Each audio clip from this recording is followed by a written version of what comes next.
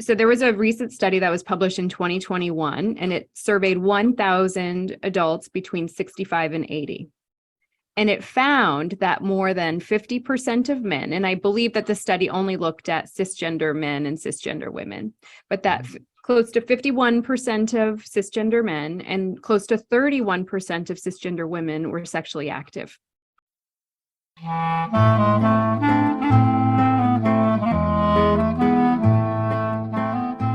Welcome to Couples Therapy in 7 Words. I am your co-host, Judy Alexander, and I'm here with my husband, Dr. Bruce Chalmer. Hello, Judy. Hello, viewers and listeners. We have an interview today. We had a lot of fun doing this a little bit earlier today. Judy, tell folks what the title of this week's episode is. Sex and Older Adults, an interview with Dr. Regina Koepp. And Dr. Regina Koepp is really a fun person to talk to and knows a lot about this area. And we had a lot of fun talking about it, and we hope you'll enjoy that interview. It'll be coming up in just a little while. First, we've got so many exciting things to talk about today. Where do I even start? I'll start with the website. Okay. I've been saying for weeks now, we have a new website coming. We have a new website coming. Da, da, da, da. It's here. It's here. If you go to ctn7.com, if those of you watching like right above our heads, ctn7.com, you will see the newly, beautifully redesigned website about our podcast. You can go there. You can get a hold of our merch. Do I have to say merch? Merch. Merchandise, yes. It is our beautiful or Couples Therapy in 7 Word mugs with the inspiring message on one side and the beautiful logo on the other. And that's available. There are t-shirts available, similarly designed. And also, I still have to fix this, but it should be ready by the time you see this. You can buy a signed copy of the book of mine that has already been out for a while, which is Reigniting the Spark, Why Stable Relationships Lose Intimacy and How to Get It Back. And now here comes the other announcement. Very soon, this one isn't quite out yet, but very soon my new book will be ready. And those of you watching this, I'm putting the cover, which is now designed. The cover of the book is, those of you who are seeing this on video can see the cover. The new book is called It's Not About Communication, Why Everything You Know About Couples Therapy is Wrong. And that will be ready pretty soon, but you can go take a look and read about it. It's there on the CTN7. I don't know if I've finished putting it on the CTN7 website. It's there on brucechalmer.com, though. So you can check that out as well. Okay, well, why don't we get to it? We'll get to our interview, and we will see you on the other side. Our guest today is Dr. Regina Koepp. Dr. Koepp is a Stanford-trained clinical psychologist and geropsychologist. She's a founder of the online training resource Center for Mental Health and Aging.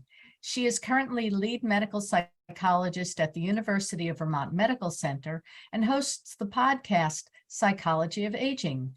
Prior to these roles, she was assistant professor at Emory University Medical School and staff psychologist at the Atlanta VA healthcare system, where she provided mental health care to older adults and caregivers for more than a decade. Regina, welcome to Couples Therapy in 7 Words. Thanks so much for having me. I'm delighted to be here and to be having this important conversation about aging and sexual health with you two. Yeah, we're delighted to have you. I want to tell folks the story of how we happened upon you as a guest, because, often we are contacted by other folks. In this particular case, I was reading a periodical I get I'm a therapist, and I get the Psychotherapy Networker. And I started reading this article about, I have it right here, sex and the older couple. And I said to Judy, before I had even read all that far, I said, ooh, this is a person we ought to have on the podcast. And then I finished the article and looked at where this person is from, and I went, nope, this person's from Vermont. And for folks who don't know this, we are located in Vermont. We're in South Burlington, and we see that the author of this wonderful article just happens to be at the University of Vermont Medical Center, which is like, a couple of miles from us. Right. So welcome, neighbor. So here we are. And I was thinking, gee, I should have known that, except then when we got in contact, I realized I let myself off the hook a little for not knowing that, because you are relatively new in Vermont, I guess. Is that? Very new. Yes, we moved in June. Uh-huh. So we're Ah. brand new to Vermont, and I've never had a winter in my whole life before. Wow. Where'd you grow up, or where I grew where up in where Los did you not have Angeles. winter? Yeah, so I grew up in Los Los Angeles, then lived in the San Francisco for many years, then Atlanta for 13 Mhm. year and then came here. Wow. Yeah. Well, you're, Well, what can we welcome. say? You're in for a treat, perhaps? That's a way of saying it. Snow is fun. It was fun. I have to say, the first year I drove in this, it snowed a couple of times when I lived in Atlanta, and I was working at a hospital, and I had to go into work when it snowed, even though most people stayed at home. And I crashed into a police car. Oh my. So we're getting Well, studded tires this season. yeah, and people here are used to it also, which is very different from when you're driving a place where there isn't much snow. So Go slow. yes, indeed. Yeah. So how did you get into the psychology of aging? What tell us about your own journey that brought you to this work? Yeah, it's a great question. I trained in Palo Alto, and I was working on a hospice unit, and loved hospice work. So I did a practicum at the Palo Alto VA on a hospice care unit, which was an inpatient hospice unit. And I worked, most of the people on the unit, patients, were older adults. And so I got to work with older families. I had a family support group and people who were dying support group. And then I worked with people individually. And I fell in love with working with older adults. I always loved family systems work, and I didn't love working with children. That wasn't the population I enjoyed doing clinical work with. And I loved working with older adults and older families. And I could do systems kind of work with older families and older adults. And then over the years, I started developing a specialty in working with older couples and older dyads. And so then that sparked my interest in working with older couples. I loved the wide range of needs and experiences of older relationships, whether that's a long-term, decades-long marriage or a new marriage with lots of system kind of challenges with blended families and adult children. So it really was a sort of, I loved the perspective, I think, that working with older adults provides. I did not grow up with grandparents. I grew up with a pretty fractured family system myself. And I think I gravitated toward older adults to fill that void in my own family system and family structure. And it's been one of the best gifts to me to be able to work with, just to have perspective about the arc of life and the healing arc of life. And I've been able, I think, for my own self, to be very gratified in that in my own professional life and my own professional work with older adults. And that's just continued to generate my interest. Uh-huh. Yeah, So you must be a very special person, because it takes a very special person to work well with, hospice and that population. That's got to, tough, but also I would think gratifying in many ways too. yes, and in fairness, not all of my patients throughout my career have been hospice. Many of my patients are living with chronic illness. That might be chronic and terminal illness, like if somebody's newly diagnosed with dementia and is in the early stage of dementia, that's a chronic and terminal illness, or cancers or ALS or congestive heart failure, or whatever the medical condition might be, because a lot of my folks are impacted. The people I work with, many of them are impacted by medical conditions or chronic medical conditions, or couples that are just older couples that are just struggling with whatever couples struggle with. Yeah. And so I don't know that I'm very special. I think we all, as we gravitate toward, I don't know, is your audience more clinicians or general population interested No. in It's more relation? general population, at least Yeah. from the feedback that we've gotten. Yeah. So I think, for me anyway, I choose and find gratification working with people who, I don't know, I get a lot out of it too. So I feel like it's a shared collaborative experience. And that way, my work with people, it doesn't take a special person, i.e. me, to do the work. It takes a willingness to collaborate, I think. And this is the population I feel like I can collaborate the most with. Yeah. Yeah, so one of the things that you talked about in the article was even bringing up the topic of sex in older couples. That a lot of psychologists or practitioners don't even think to broach that subject because there's this assumption that people after a certain age aren't even having sex. That's So right. you want to talk about that a little bit? Sure, I would love to. Yeah.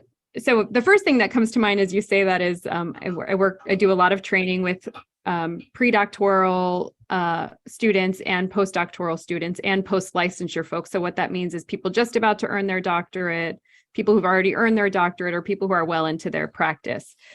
And so I was working with a student, and I remember she was working with a couple who I referred to her. It was an older couple. They were in their early 80s. And I worked with the man this is a heterosexual couple, and I worked with the man who was in a group, and I knew that intimacy was really important to him. And so I asked my student, my supervisee, well, tell me what what's their intimacy life like? And she said, well, I can't ask them that. I'm not going to ask them that. If that's important, they'll bring it up. Yeah. And I think for her, there were generational barriers for her. She was in her early 30s. This was a couple in their early 80s. I think for her, it felt disrespectful to bring in a very intimate conversation into therapy. For me, therapy is an intimate conversation. So I think talking about intimacy belongs in therapy. Oh, yeah. But for her, she was learning, and it was very uncomfortable for her. Well, And I can add to that, interestingly, because a few months ago, we do, of course, continuing education, and I attended a training as a trainee. I attended a training. I forgot the exact title of it, but it was about couples therapy and especially about sexuality. And one of the questions, I think it may have been that the presenter did a poll, it was a telehealth thing, so you could do like a Zoom poll. And how many therapists routinely ask their clients in one of the first sessions about their sex lives? And I'm sitting there thinking, well, yeah, all the time. And it was a huge majority that said they don't. Very similar to your trainee. And these were folks who were these were all licensed people doing continuing education. These were not trainees. And it's fascinating to me that so many therapists with lots of experience just freeze up at the notion of asking their clients about their sex lives. yeah, and so imagine if it's a client that's your same generation, your same kind of peer age group.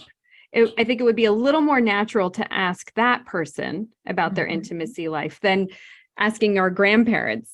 If you're a 30-year-old trainee and then asking an 80-year-old couple. And there were more diversity differences or social identity differences between them. It was an older Black couple. My trainee was a heterosexual couple. My trainee was a LGBTQ cisgender woman, white.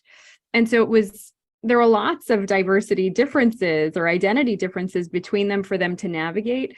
And one of them, I think, also being a generational difference. That she was in her early 30s and they were in their early 80s. And I think to your point, Bruce, too, we don't ask about it, one, and related to older adults in particular, it can be very taboo, or there's a lot of ageist thoughts around aging and sexuality that at a certain point we're no longer interested in intimacy or sex, or that older people don't even engage in intimacy or sex, or what are some other ideas that it's like shameful or taboo, or shouldn't you be over that by now? And like it's a delinquency if you're still interested in intimacy. And I also hear the bit about from young folks thinking it's icky. the thought that it's sort of icky to think about old folks having sex, which is, as an old person, think that's a bummer that they think that. You know about this stuff in terms of like statistics, right? I mean, how many old people are having sex these days? What do you know about that? Yeah. Well, let's define old people. Me and not you. How about that? For starters, clearly, I'm a card-carrying Medicare recipient for a number of years now. So I'm 71 years old. By golly, I qualify. You're a mere kid in your 60s, but I'm an old guy. So no, I am curious. What do you know about that?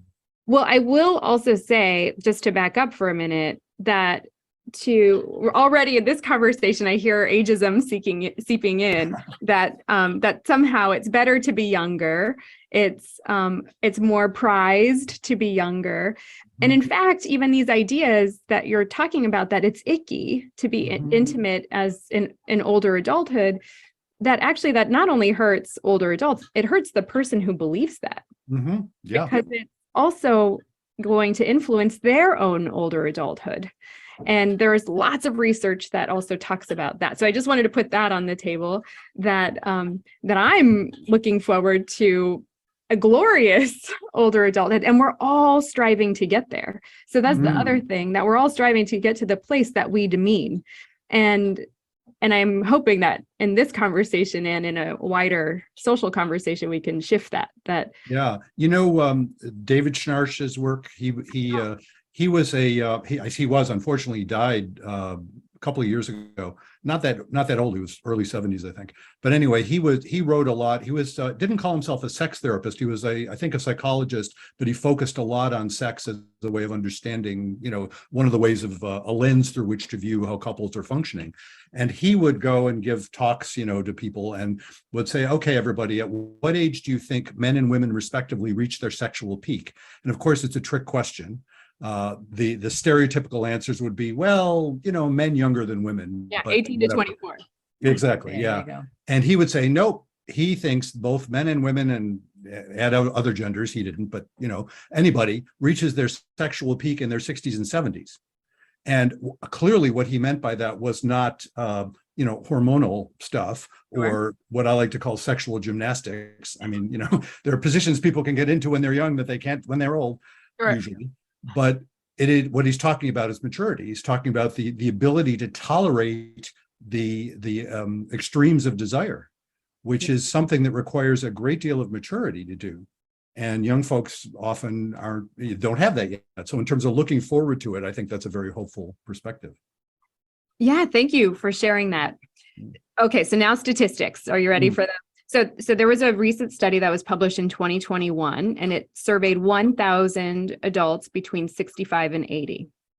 And it found that more than 50% of men, and I believe that the study only looked at cisgender men and cisgender women, but that close to 51% of cisgender men and close to 31% of cisgender women were sexually active.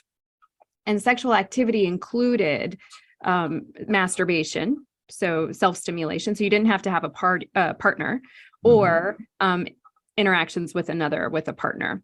And so that's more than 80% of people 65 to 80 still sexually active.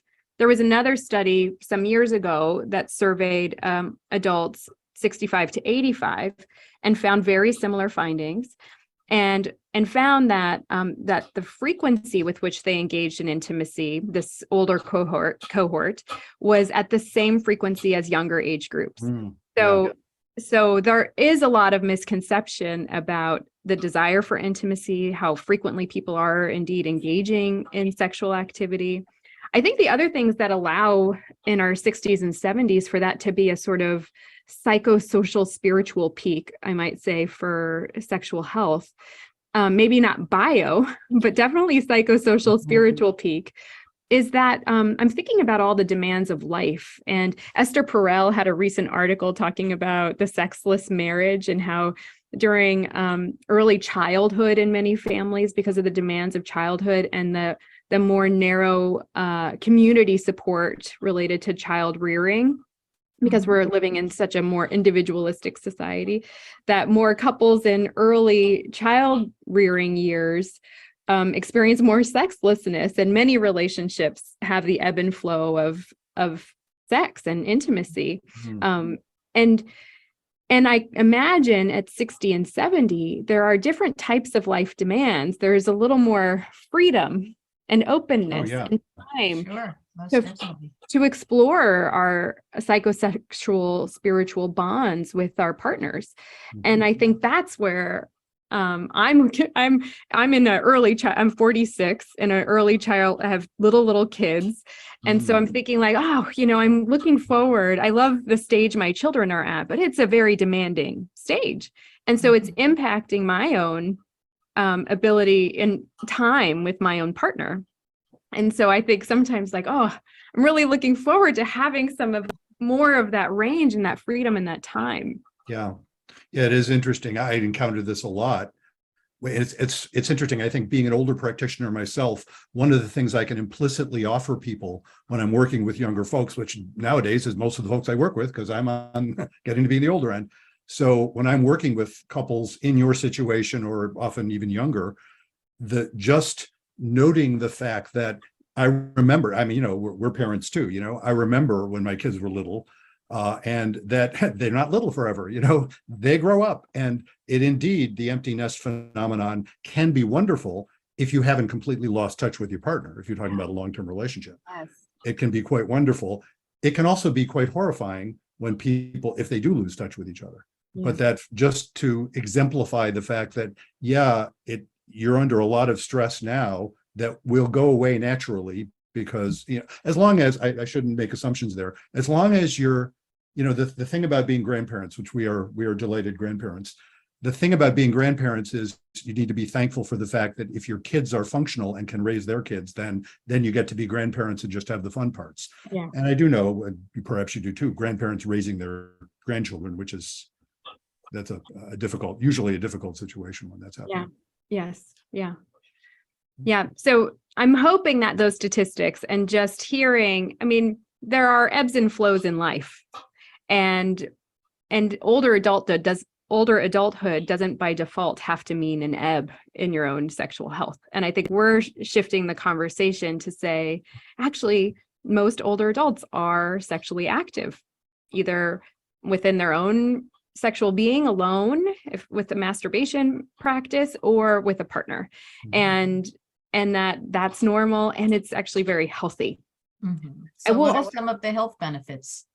Yes. So the health benefits are plentiful, and we were actually talking about some of the psychosocial spiritual benefits. So I'll start there, but there are actually some physical health benefits too. So it improves well-being. If we start with the psychosocial spiritual, it improves well-being, a sense of connection, a sense of belonging, a sense of gratitude and an exchange, which if anybody has been in a deep caring relationship and there's a reciprocation of exchange and caring, that's quite beautiful. There's a new book out called The Awakened Brain by Lisa Miller. She's a psychologist. She doesn't specialize in couples, but she specializes in, I believe she's at Columbia and has the only Ivy League spirituality and neurocognitive science brain lab. Anyway. Ooh, I want to read that. Yeah, it's so good. It's so good. Yeah. So she talks about these deep relational connections as a spiritual practice. Mm. And that spirituality doesn't include religiosity. It can, but it doesn't necessarily. And so she breaks down what it spirituality encompasses. And it encompasses deep relational connections. And I think for many people who are sharing an intimacy bond, it can invite a spiritual connection as well. And it's been shown by science to do that as well. It reduces risk for depression and anxiety, even people with dementia disorders. So even people who are living, I work a lot in the context of sexual health, in the context of dementia and capacity to consent related. Yeah, I was wondering about that very thing. Yeah, please go on. Yeah, but even when the brain is impaired by dementia, intimacy is very healthy for people. So it improves also that sense of connection and belonging, and helps a person feel a sense of home and a sense of a deeper connection. Also, that kind of makes us call into the room concepts of ableism, which we can talk about another time.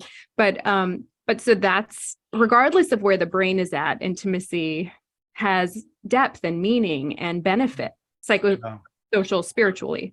Yeah. Then biologically, there was a study that came out a couple of years ago, maybe a few years ago now, that was pre-pandemic, that looked at older adults who were engaging in more frequent sexual activities scored better on cognitive screeners. So, so Of course, the old statistician in me, I don't know if you know this, decades ago, I taught statistics at UVM. I have a master's in statistics before I got my PhD in psychology. Oh, I didn't know. Yeah, way back in the day. But if a statistician in me says, yeah, the direction of causality there is probably both ways. So you can't tell. You note that a lot. Yes, people who function better have more sex. People who have more sex function better. That's They right. are correlated. Are they? Causality is a different issue. Yeah. And if you're able to engage in a physical activity like sex, then chances are your heart may be a little bit healthier. And the healthier your heart, the healthier your brain. So like there are lots of correlates, I would say, that could influence that relationship of brain health and sexual health. And so, I mean, that speaks to, though, the importance of physical activity as we age, and sex being one of those physical activities. How do you, I'm really curious about the issue of consent with respect to people with dementia. Yeah. Because I remember seeing, I don't know, sometime in the last year or two, some TV program that was sort of, maybe it wasn't a TV program, maybe it's something I read, whatever it was, something that kind of tangentially touched on that how do you decide if that's okay, and especially in a culture where, speaking over broadly, we're just messed up about sex. I mean, we don't know how to, we writ large culturally don't know how to handle that very well. And it shows up in issues like consent, which is obviously important and yet complicated. I'm curious, how do you manage that? Bruce, say more about what you mean by, as a society, we don't handle sex very well. Say more. I think I understand you. It's the same. It's kind of, it's a similar thing to what I noted before about a substantial, at least in the group I looked at, a substantial majority of clinicians, experienced clinicians, seem to be afraid to ask their clients about sex. When sex comes up, everybody freaks. Yeah. That maybe that's an overstatement, but that's what it seems like. So issues of consent, and now, I'm sure you're more familiar with the scene on campuses these days than we are, but it sure seems from the outside that it's just unclear, that people think it ought to be clear, consent ought to be clear, but somehow it isn't. And this is such an interesting boundary condition. It's like, what do you do with someone where in lots of other areas, if somebody has dementia past a certain point, we wouldn't let them make their own financial decisions. How do you know if they're being exploited versus they're being delighted? It's a tricky problem. That is, yeah. The big dilemma among professionals and families within the context of dementia is honoring a person's rights and dignity and right to sexual self-expression and protecting them and others from harm. And where do you find that balance? And that's the essential dilemma in dementia and sexual health. And so one thing is just to understand consent and capacity. So capacity is different than consent. Consent is, am I able to say that I'm okay with this sexual activity? And then also the other person, can they hear it? Right. And honor my boundary. And then, so one is, can I say it? Can I say no? Can I say yes? Consent includes a couple of constructs for everyone, and also especially in and when we talk about dementia, the constructs are knowledge, reasoning, and being clear of coercion or inducement. So that means voluntariness. Like, am I engaging in this intimate relationship voluntarily? This most commonly comes up in the context of like memory care communities or long-term care communities. So I work with long-term care communities quite a lot in navigating these. And so what we do first when we're looking at capacity to consent is often it's a combination of, it's a team that gets together often when there's a question. But most simply, it's looking at, does the person have knowledge about intimacy? Like, do they know what it is? Do they know how to engage in it? And so on. The second is reasoning. Oh, also knowledge includes, like, do they know who their sex partner is, or do they misidentify them for a spouse? Yeah. So that's a big question in the context of dementia. Then reasoning is, questions like, would they know what it would mean for this relationship to end? And would they be able to manage the emotional fallout if this relationship ended? In my opinion, my personal opinion, that might not be a breaker for whether or not a person can engage in intimacy. But for some other professionals, that might be a deal breaker.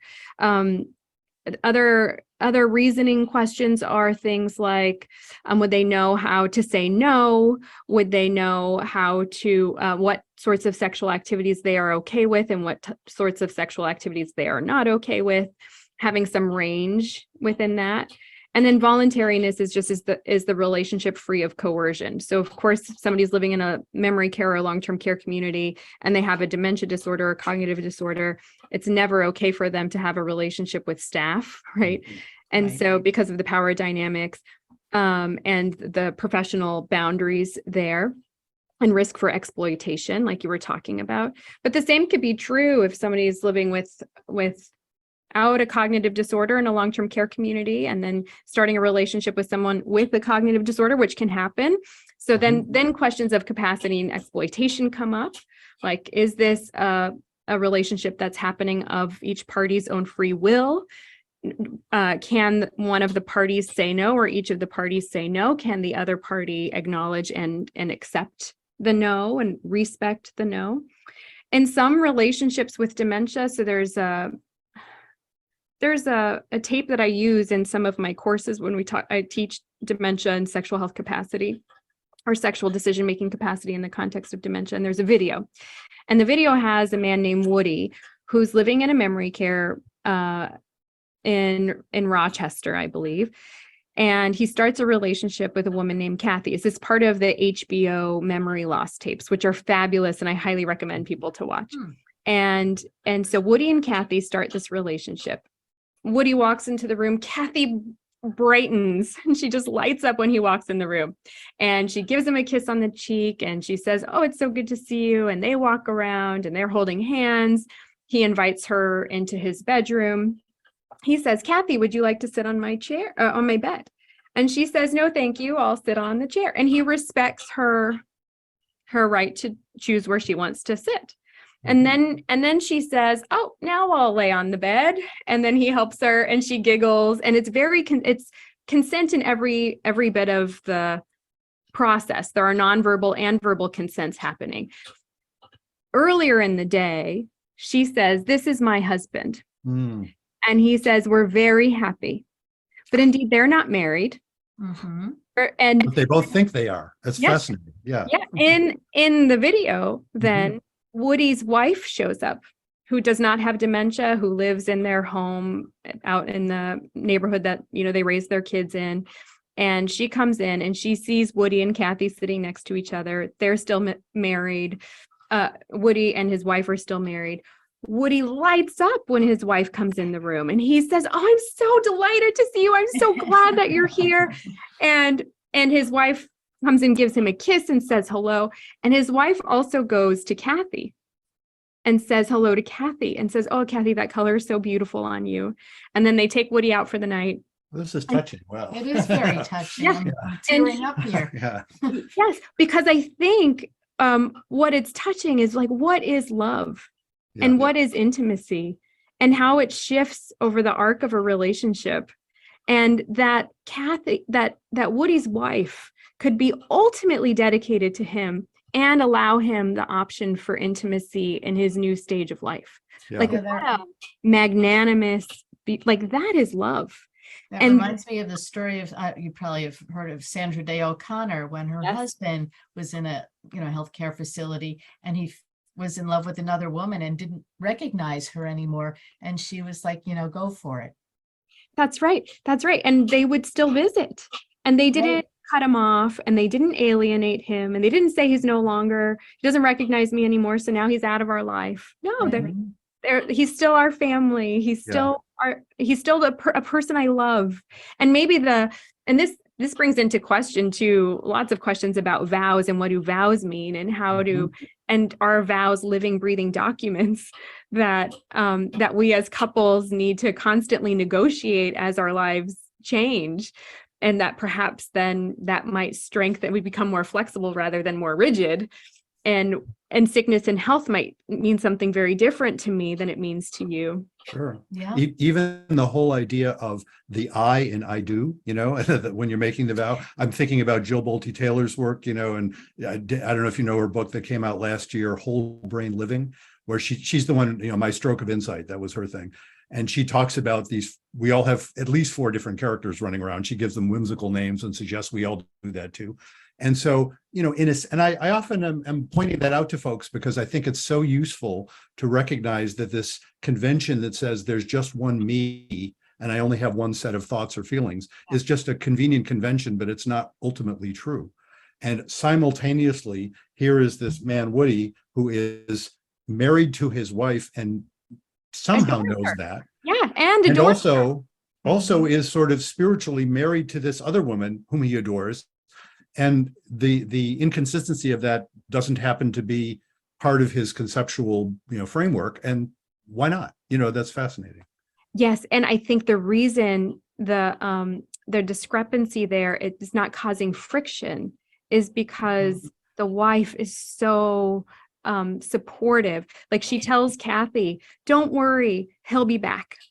Like strengthening the bond. Like, so she's going to take Woody out for the evening because he used to be a professional singer, and they're taking him to a place to sing, and it's beautiful. And then she does bring him back, but she tells Kathy, "Don't worry, Woody, don't worry, Kathy, I'm going to bring Woody back." And that was like, wow. Yeah. He's doing that is strengthening the bond between Woody and Kathy. Yeah. Knowing that that's healthiest for Woody. I mean, just the level of grace and humility and magnanimity, and that I think that's helping to reduce the friction and allowing Woody and Kathy to have a union in a place where they could feel very alone. So under those circumstances, if they do have a sexual relationship, which I don't know if they do, is that considered a consensual sexual relationship if they really don't know like what's going on and who's who? Yes. So when it comes to dementia and sexuality, Judy, I think it's an excellent question, because people may have capacity to consent to kissing and fondling and touching and holding hands and cuddling, but not to intercourse and all of that. And I think in that case, because there is a misidentification of the other for a spouse, where when I teach this class, some people will say, well, maybe they actually do consider themselves like in a union.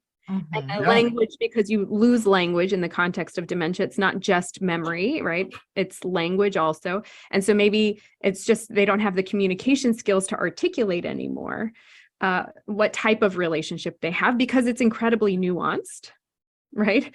And so there's that. But people can, when committees get together to determine capacity to consent, and often if the person is living in a long-term care community or in a locked memory care unit, they have lost lots of capacity in many aspects of their life. Like you mentioned, driving or money management, financial management, or making medical decisions.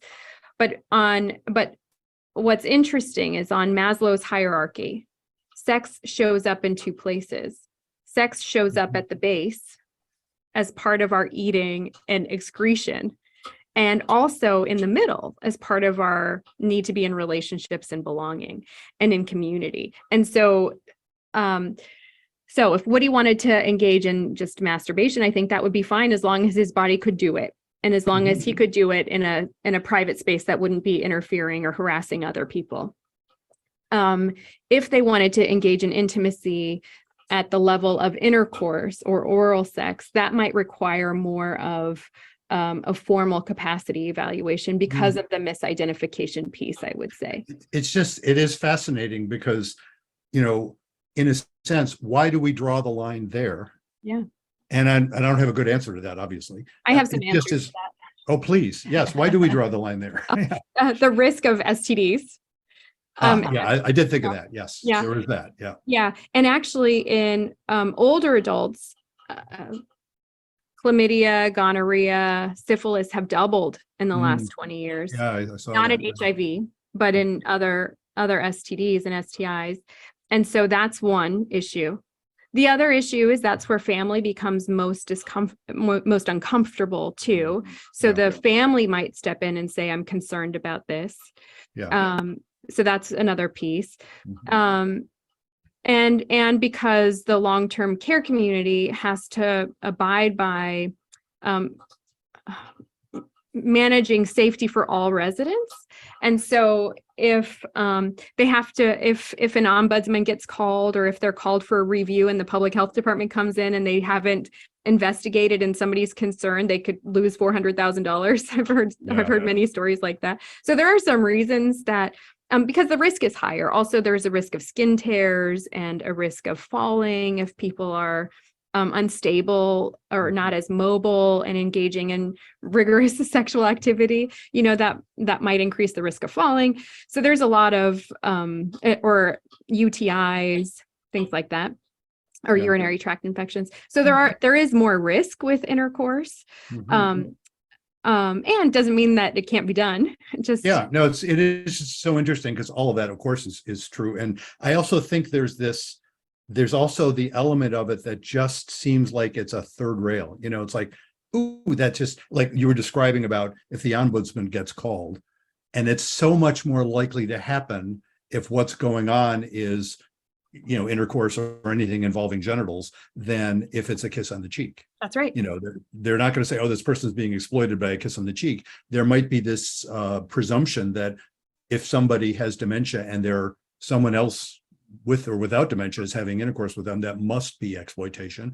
Of course, not necessarily, but they're going to err on the side of covering their rear end so they don't lose $400,000. That's right. And the other piece, though, the other piece with that is with dementia, because the brain is constantly breaking and changing, a person in many cases loses ability to regulate emotions and regulate impulses. And so sometimes people with dementia can become hypersexual and can get into a lot of messy situations and exploitive situations unintentionally. Like the person is not pursuing, the person with dementia who might be hypersexual is not pursuing relationships nefariously. I think there's a lack of insight about that. And then, but the long-term care community, if it's in that context, has a responsibility to protect other residents from harm from hypersexuality too. And so there's that piece that's very makes this very complicated. And also, I think you're raising questions about like, well, how do people differentiate that third rail? How do people differentiate between healthy sexual expression and unhealthy sexual expression? And so there has to be, lots of training around that. And then the other question you raised earlier was, do we generalize capacity? So if somebody doesn't have capacity to manage their finances, do they have the capacity to engage in intimacy? And in fact, capacity is not generalizable. So a person can lose capacity to drive and still manage money. A person might lose capacity to drive and manage money and still make decisions about their medical care, a person and intimate life. I remember when my father was no longer able to find his way from one place to another, but his driving, and I sat with him in the car, his driving was at least as good as mine. His eyesight was probably better because he'd had the cataract surgery, and his reflexes were fine, and his operation of the vehicle was fine, and he seemed to be very safe. Couldn't for the life of him remember how to get from point A to point B, even though he'd done it for, as long as my mother was with him in the car turn right saying here. where to go. He was fine for years that way until it finally got to the point where he couldn't drive anymore. But it is amazing. Yeah, capacity indeed is multifactorial, like so many other things. That's right. Just moving away from like dementia couples and going back to, you've talked about helping seniors adjust their sex expectations. So can you talk about this a little bit? And so we're talking about people who do have mental capacity. That's right. Over here, right? So how do you do that? Yes. So we're going back to the typical older adult because dementia is not a normal part of aging.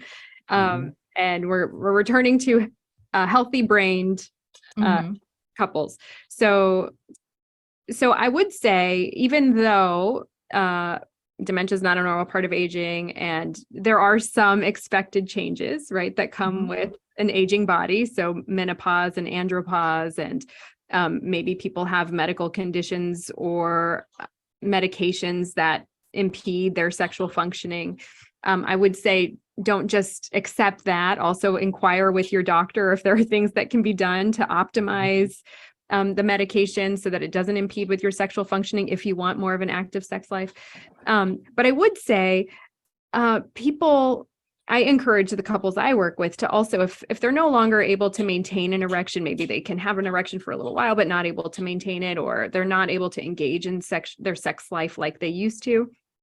I encourage them just to try other things and to get curious and creative and, explore together as a couple if you're open to that. I think try not to take yourself so seriously. Try to enjoy the process. Get creative. Playful. I often talk about that curiosity, playfulness, as opposed to the sense of high stakes trial whenever you have some kind of encounter. Yes, and who's going to perform well when everything's on the line? Yeah, exactly. Yeah. I don't know. I probably would dry up. I'm just like, right? And nobody's going to perform well when the stakes are high in terms of a intimate relationship with somebody. So the more you can get relaxed, the more you can get curious, playful, joyful, that even in light of changes in your abilities, the better.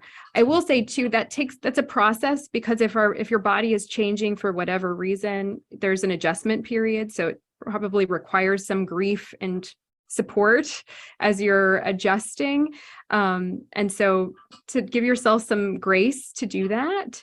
And because it's hard to tap into joy when you're dissatisfied with your body or frustrated with your body, and you don't trust your body, or it's not performing like it used to, and you feel inadequate. Exactly. I think Yeah. doing the work to process all the changes and find a new sense of appreciation for your body as it is now will make it easier for you to tap into that joy and creativity and curiosity.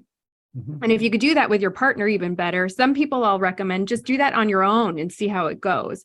Sometimes people will come into my office and they'll say, I'm not as sexually active as I want to be. And I'll say, well, what is it like with your partner? And what is it like on your own? Like when you masturbate, or how's your functioning? Or when you're in partnership, how's your functioning? And if the person is able to do it, have active functioning in the way that's enjoyable to them on their own, but not in the context of their relationship, then that clues me into where I need to focus, right? Absolutely. Yeah. And of course that bumps into, as I'm sure you realize, relational issues where sometimes a partner might feel like it's cheating if you're doing it on your own, even if they're not all that interested in being sexual with you. I've encountered that with couples on occasion, and that's a tricky thing. There's a lot of relational stuff that needs to be worked out there. Yeah, for me, I'm just incredibly relieved. Like, please, I'm so tired. Be happy. Can you just... Yeah. Indeed. This might be a good time to go to our listener question. Is that? Yeah. You ready for a question? Great, let's hear it. Here we go. Yeah. Okay. So it says, Bob and I have been married for 28 years. We got married late in life. I was 40, which makes me 68, and Bob is now 79 years old. We have 2 grown sons who no longer live with us. We're both retired and are relatively healthy, and fortunately, we don't have financial worries. There is an 11-year age difference that is becoming more apparent with each passing year. Our sex life is non-existent, and not just sex. Bob isn't even willing to kiss, hug, cuddle, or be affectionate in non-sexual ways. I am growing increasingly frustrated. He was taking Viagra a few years ago, but he's worried about its effects on his heart, even though he doesn't have heart trouble. I do masturbate and use sex toys. I've asked Bob to participate with me, for example. I've asked him to use the various toys to stimulate me. He wants no part of it. He doesn't mind that I use them. He just doesn't want to be part of it. I don't want a roommate. I want a husband. I understand he's older and may have lost his sexual desire, but I see this as a rejection of me and not wanting to please me. I'm not going to split up at this stage of the game, but I also don't want to live the rest of our lives with a man who doesn't want to touch me. I'm still attractive and in good shape. I've thought of taking a lover, but that goes against everything I believe. How can I get the sexual and physical satisfaction I crave? So that should be really simple. You can just, knock that out of the park, right? Oh, yeah. Yeah. 1 minute left. No problem. In 7 words. Yeah, exactly. Right. Oh, How would you handle that? first, I just want to acknowledge and appreciate all that this woman has tried. So she's sharing, this is an important part of my life and my Mhm. relationship life and what I value in relationships. I want this experience with my partner. I don't want this experience out of the relationship. I'm gratifying myself, but that's not enough. I want a connection too. Right, right. And so, and I've tried to include him if there are changes in his body and I'm just not aware of those and he's not open to talking about those with me. I'm inviting him into my own world that I've created, and that's not working. So I just want to acknowledge the caller or the listener for all that she has done. Or I'm Mhm. assuming this is a woman. This is a Yes, woman, yeah. she signs it frustrated in Phoenix. Okay. But it sure seems like a But yes, cisgendered Yes, heterosexual they're woman. married, Yeah. they've got Yeah. kids, and back then it wasn't prevalent for people of the same sex to adopt children. So we're Right. going Yeah. to There were assume less she's a woman. options for that. Mhm. So I just want to first acknowledge and appreciate all that she has done, and that desiring a deeper connection is wonderful and lovely, and there's nothing wrong with that. I think my thought and recommendation is I might invite him into a conversation just about him and just learning about him. Mm. And starting there, and perhaps Frustrated in Phoenix has already done that too, given all the other efforts she's made. And so outside of that, I would encourage them to pursue couples therapy. I think getting his voice in the room is critical because she's trying to draw him in, and somehow her efforts are not successful in the way that she needs them to be. And Mhm. so I wonder within their own dynamics or within his own life, what's happening that's keeping him subdued and her trying so much and trying so hard. So my wish for them, or my recommendation to them, is if possible, if he's willing to try to do couples therapy with a couples therapist. I might even, and maybe you've tried this, I don't know. I really value and work from more of an emotion focused couples therapy place when I do couples therapy that might help to draw him more into the room so you can hear more about what's going on for him under the surface.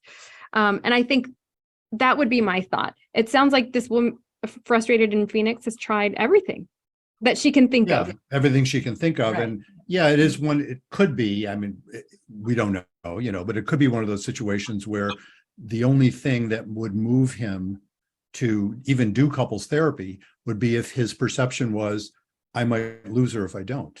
And I'm not saying she should threaten him with something she's not willing to do, because that doesn't make sense.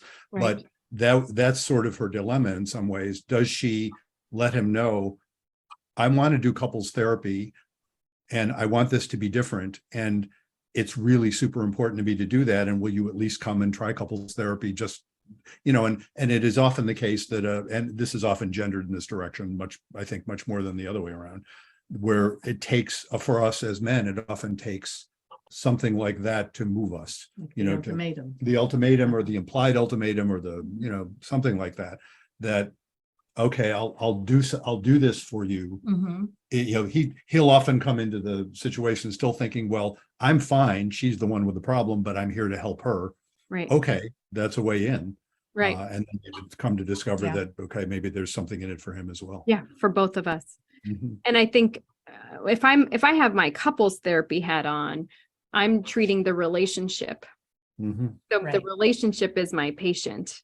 Yes. So I exactly. would be thinking and this is the reason I'm encouraging couples therapy in this context, because she's working so hard for this part of their relationship Yeah. Mhm. and it's not working Yeah. Yeah. to no avail. And so then I think you needed somebody who's more expert to help if he's willing. And I think that If might he's be, willing. He's Yeah, willing. yeah. If not, that might be he's the other, gonna go back to square one. and if not, that's information for her. Yeah. Yeah, and it is interesting because that changes the situation too. Because she said she doesn't want to split up at this stage of the game, which understandable, and that can change the situation in unpredictable ways. Intimacy is interesting because it doesn't follow rules. I make a big deal in my books. I have another one about to come out about stability and intimacy and how they're both important and how they're somewhat in conflict.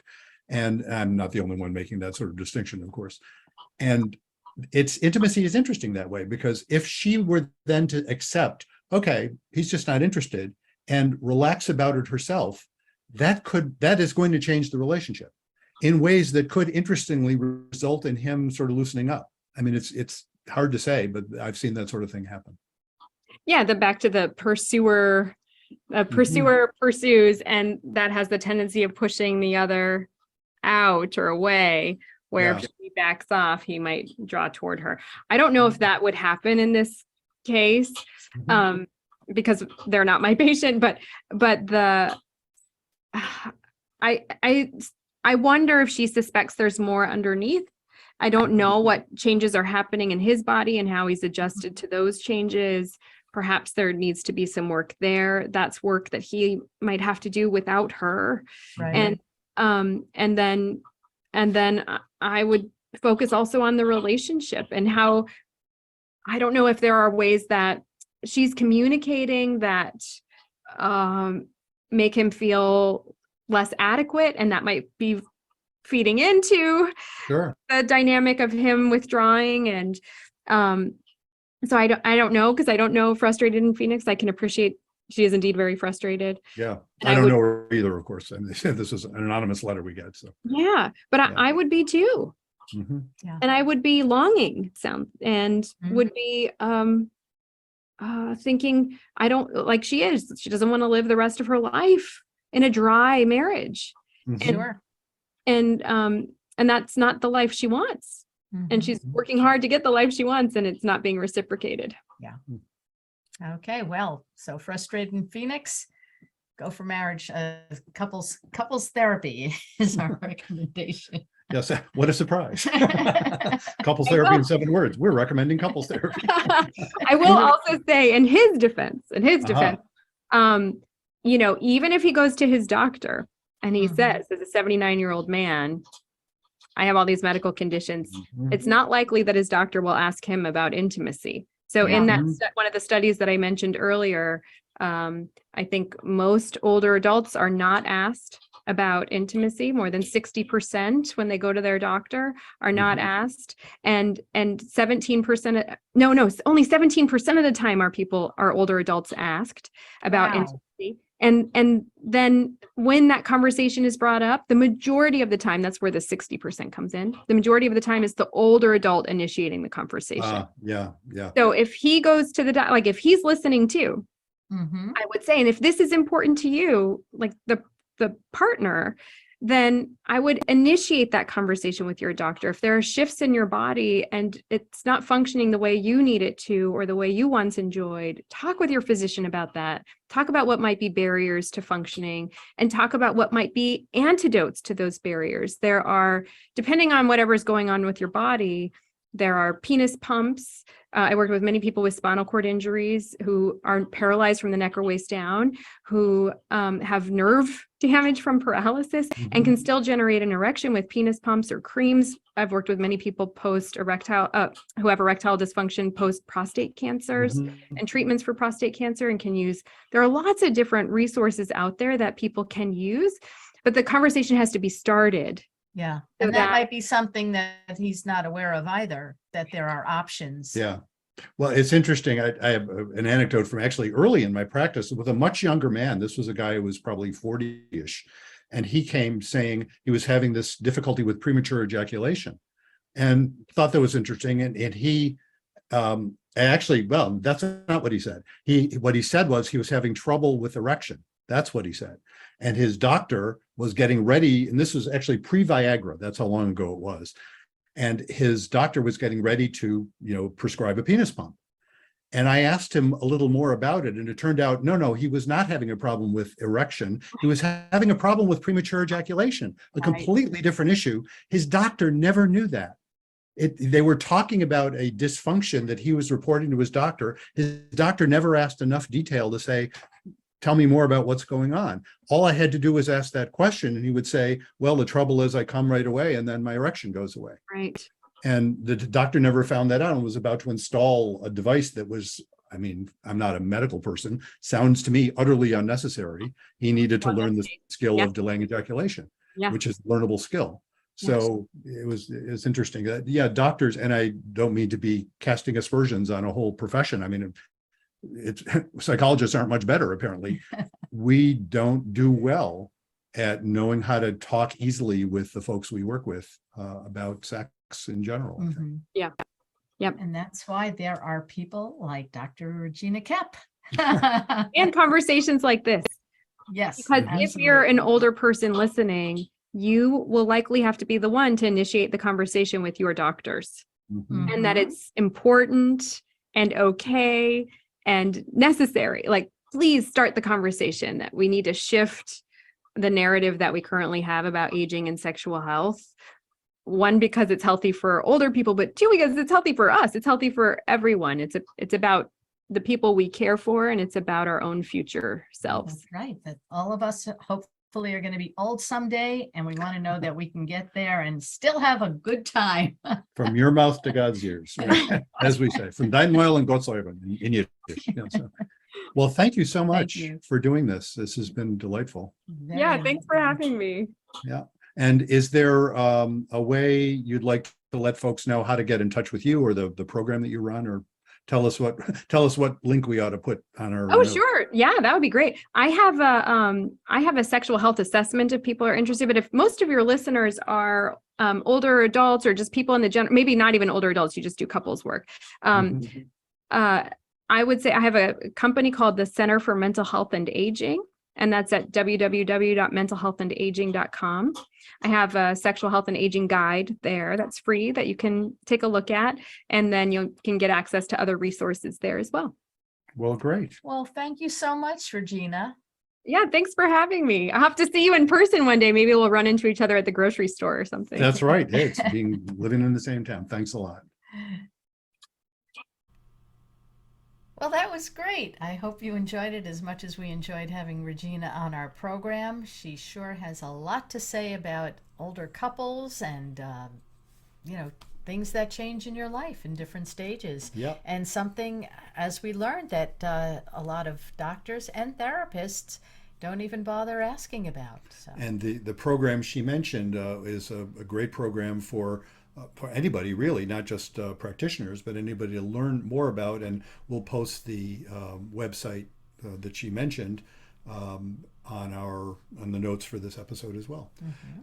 So let's put in were you going to say something else? Well, just the usual stuff that we say at the end of the show, That's which where I was is, going. go to the websites, ctn7.com, Bruce Chalmer, Bruce at Bruce.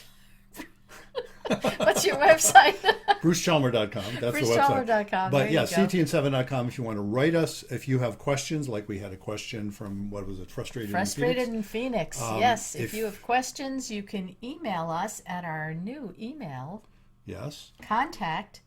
No. Hello at ctn7.com. Also, Bruce at ctn7.com or Judy at ctn7.com also work. So please do that. On the new website, the ctn7.com website, there is an easy way to press a button and send us a message with your questions or comments or anything you want. So that's much more easily done now than it used to be. So please check that out. And if you enjoyed this podcast, I hope that you will share it with your friends and colleagues and like us, follow us, subscribe, and all those things that people do to get their podcast spreading around. And while we're putting in our plugs for our new and wonderful things, the books. The book that's been out for a couple of years now. It's not about, Reigniting the Spark. Life Stable Relationships, Lose Intimacy, and How to Get It Back. That's been available for a while. And the brand new one about to come out, by the time you see this, maybe it already is, It's not as of this recording, but it will be pretty soon. It's not about communication. Why everything you know about couples therapy is wrong. Check it out. I think it was a lot. I think it's a lot of fun, that book, and chock full of good ideas and information. And it's, I mean it with that provocative title. I mean it to be thought provoking, and I hope you'll find it that as well. And so until next time, Remember, be kind don't panic. and have faith.